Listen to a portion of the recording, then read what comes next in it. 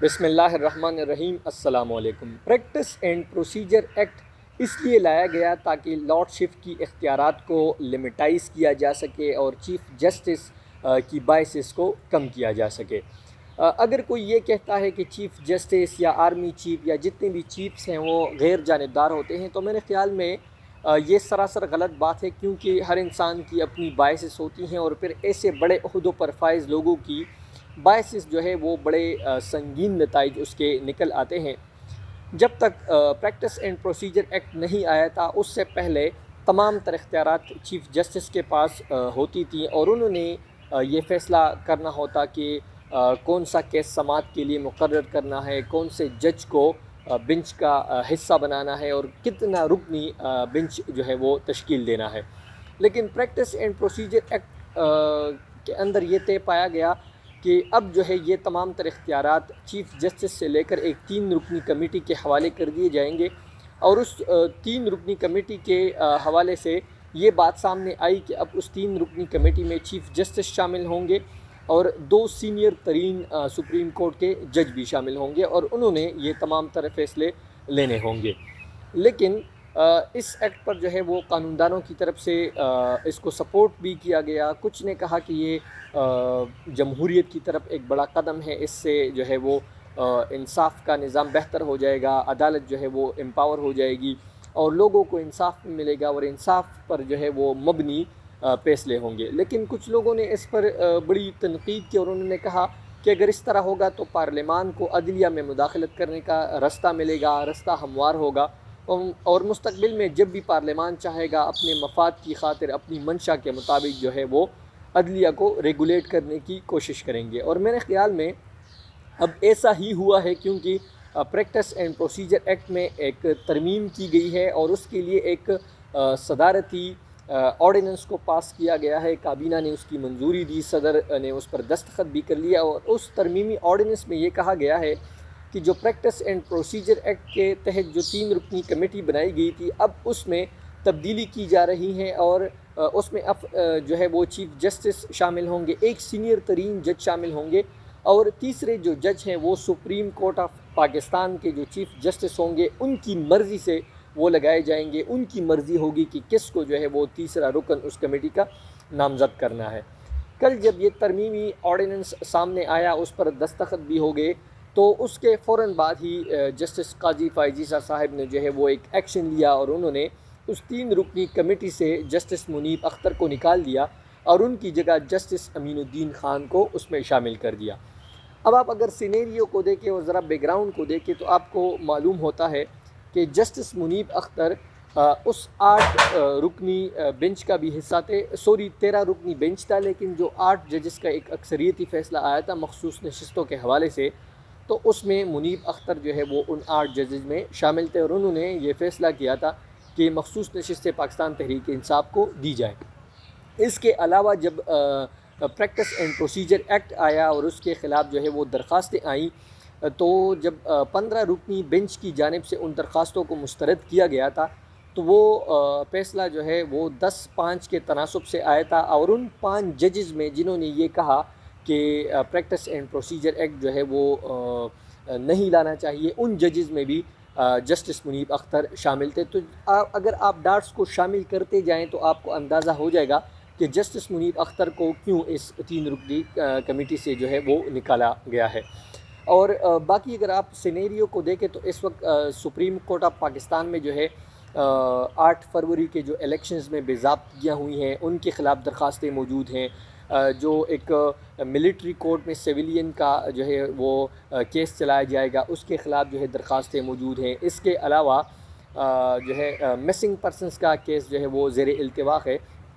تو میرے خیال میں ایک جماعت کو ٹکانے لگانے کے لیے اور اپنی مرضی کے کیسز جو ہے وہ سماعت کے لیے مقرر کرنے اور اپنی مرضی کے فیصلے عدالت سے لینے کے لیے حکومت اس وقت اپنی پوری کوشش کر رہی ہے، کیونکہ اگر آپ دیکھیں تو اسی حکومت نے یہ فیصلہ کیا کہ سپریم کورٹ میں جو ہے وہ ججز کی تعداد بڑھنی چاہیے، اور کل یہ لوگ جو ہے وہ ایک ترمیمی آرڈیننس لے آئے اور یہ لوگ ایک جوڈیشل پیکیج لانے کی بھی تیاریاں کر رہے ہیں، جس کے مطابق یہ طے پایا گیا ہے کہ ایک آئینی عدالت قائم کیا جائے گا، جس میں ایک جس کو زیادہ اختیارات حاصل ہوں گے، جس میں تمام تر جو آئینی کیسز ہوں گے وہ اس طرف جائیں گے، اور جو سپریم کورٹ ہے وہ بس برائے نام ایک کورٹ ہوگا اور اس کے پاس اتنی اختیارات نہیں ہوں گی۔ اور جو آئینی عدالت قائم کیا جائے گا اس کے جو چیف جسٹس ہوں گے ان کی مدت ملازمت جو ہے وہ 3 سال زیادہ ہوگی، وہ 68 سال کی عمر میں جو ہے وہ ریٹائر ہوں گے۔ تو میرے خیال میں اب اکتوبر میں قاضی فائز عیسیٰ صاحب جو ہے وہ ریٹائر ہونے جا رہے ہیں، اور اگر آئینی عدالت قائم کیا گیا اور یہ جوڈیشل پیکیج لایا گیا تو میرے خیال میں ان کو آئینی عدالت کا چیف جسٹس بنایا جا سکتا ہے۔ پھر وہ اگلے 3 سال جو ہے وہ اس آئینی عدالت کے چیف جسٹس رہیں گے، اور میرے خیال میں ان 3 سالوں میں حکومت ان سے اپنی مرضی کے فیصلے کروا سکتی ہے، اور ایک جماعت کو ٹھکانے لگانے کے لیے ہر طرح کا وہ قدم اٹھا سکتی ہے جو وہ اٹھانا چاہتے ہیں۔ کیونکہ اگر آپ دیکھیں تو میرے خیال میں چیف جسٹس قاضی فائز عیسیٰ صاحب جو ہے وہ اس سسٹم کے بینیفیشری ہیں، اور وہ اس سسٹم کو 100% سپورٹ کرتے ہیں، کیونکہ ان کو جو ہے ایکسٹینشن دینے کے لیے یہ سب کچھ کیا جا رہا ہے، لوگوں کو ڈرایا دھمکایا جا رہا ہے، ان کی وفاداریاں تبدیل کرائی جا رہی ہیں، لیکن وہ خاموش ہیں۔ اور آپ یہ دیکھیں یہ کتنی مزے کا خیز بات ہے کہ ایک صدارتی آرڈیننس کے ذریعے سپریم کورٹ کو ریگولیٹ کیا جا رہا ہے۔ تو میرے خیال میں جتنے بھی وکلاء برادری ہے یا اپوزیشن کے لوگ ہیں جو اس چیز کو سمجھتے ہیں، یا عدالت کے اندر جو ججز بیٹھے ہوئے ہیں جو اس کے کنسیکوینسز کو سمجھ سکتے ہیں کہ یہ عدالت پر کتنا بڑا جو ہے حملہ ہے، اور یہ کس لیے یہ سب چیزیں عمل میں لائی جا رہی ہیں، تو میرے خیال میں ان کو اس کے خلاف جو ہے وہ آواز اٹھانی چاہیے، ان کو بھرپور اس کی جو ہے مزاحمت کرنی چاہیے، یہ جو ترمیمی آرڈیننس آیا ہے۔ اور مستقبل میں چونکہ ابھی تو مولانا فضل الرحمان صاحب کو یہ کریڈٹ جاتا ہے کہ انہوں نے جوڈیشل پیکیج جو ہے وہ روک دیا ہے، لیکن عمران خان نے بھی ایک اشارہ دیا ہے کہ یہ لوگ کچھ بھی کریں گے، یہ سیٹیں اپنی پوری کر کے یہ جوڈیشل پیکیج لائیں گے۔ تو اگر یہ جوڈیشل پیکیج آیا اور جسٹس قاضی فائز عیسیٰ صاحب کو ایکسٹینشن مل گئی، اور اگر وہ پھر اس 3 رکنی کمیٹی کے سربراہ بھی ہوں گے، تو آپ اس کے کنسیکوینسز جو ہے وہ پھر دیکھ سکتے ہیں، اور مستقبل بھی آپ دیکھ سکتے ہیں کہ کس طرح وہ اپنی مرضی کے کیسز پھر جو ہے وہ سماعت کے لیے مقرر کریں گے، اور کس طرح اپنے جو ہے ان کے من چاہی جو ججز ہیں ان کو تشکیل دیں گے، مطلب ایک بینچ کا حصہ بنائیں گے اور اپنی مرضی سے وہ بینچ بنائیں گے۔ تو میرے خیال میں عدالت پر یہ ایک بڑا حملہ ہے، اور پاکستان پر یہ حملہ ہے، جمہوریت پر یہ حملہ ہے، اور جتنے بھی لوگ ہیں جو پڑھا لکھا طبقہ ہے اور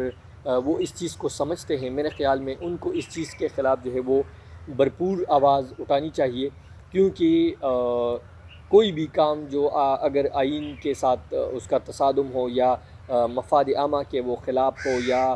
جو ہے اس میں اسٹیبلشمنٹ کو تقویت دی جا رہی ہو، یا پارلیمان کو جو ہے وہ کمزور کیا جا رہا ہو، تو میرے خیال میں ہمیں ان تمام اقدامات کے خلاف آواز اٹھانی چاہیے۔ اور میرے پاس اور آپ کے پاس صرف یہ ایک حق ہے، ہمیں فریڈم آف سپیچ کی بھی یہاں آزادی نہیں ہے، لیکن پھر بھی ہمیں جو ہے وہ آواز اٹھانی چاہیے، اور ہر اس عمل کا جو ہے وہ اس کی نفی کرنی چاہیے، اس کی مخالفت کرنی چاہیے، جو کہ